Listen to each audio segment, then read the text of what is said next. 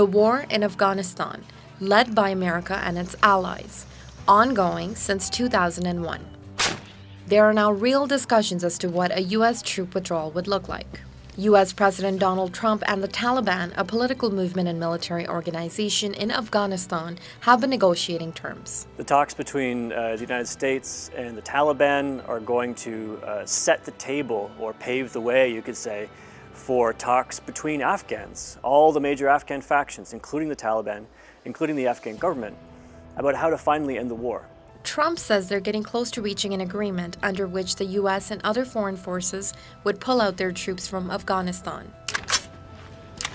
In exchange, the U.S. wants the Taliban to pledge that Afghanistan will not be a safe haven for terrorist organizations.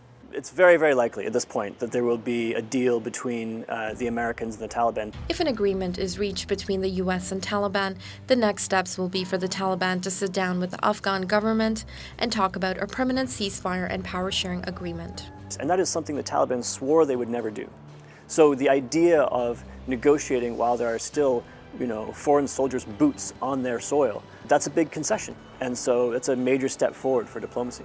The biggest shift towards a peace deal may have come when the U.S. decided a full withdrawal may be on the table. This also comes as an election approaches in Afghanistan. What do you do when you have a peace process that will probably result in some kind of a new political dispensation in the country, and at the same time elections, which are also in their own way supposed to produce a new political dispensation? There's a high likelihood that President Ghani would get re-elected.